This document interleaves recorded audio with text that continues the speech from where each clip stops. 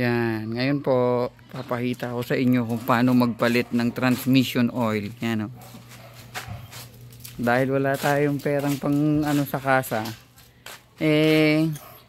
DIY na lang. O yan, ayan po yung transmission oil. Ito yung transmission oil na pang Nissan, no? Automatic.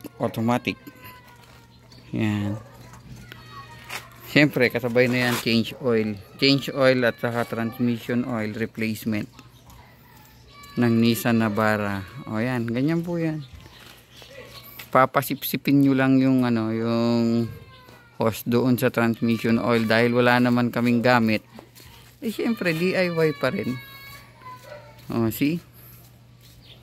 Yan. So, nagdugtong na lang ako ng hose. Itong hose na yan, ginagamit ko yan sa pagsipsip ng gas. So nilagyan ko na lang yung kabilang dulo ng ganto ng hose din.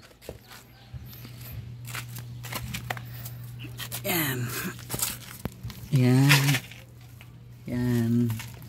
Kung makikita nyo, yan yung sa transmission oil. Pag naka 100 km ka na kasi, dapat palitan mo na yung transmission oil.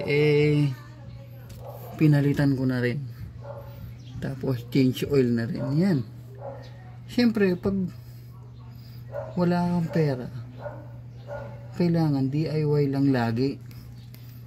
Lahat naman yan, gawang tao lang, kayang-kaya yan. Kahit professional gago ka lang, hindi ka talaga professional na magpapalit niyan kayang-kaya yan. See?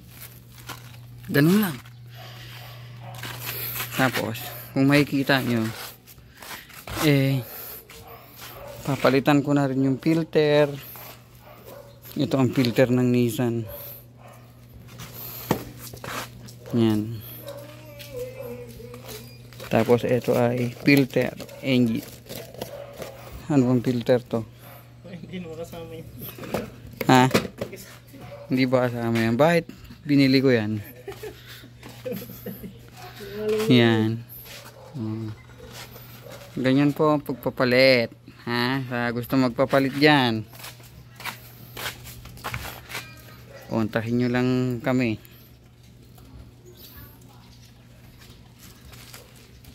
Okay, that's it for today's video. Bye bye.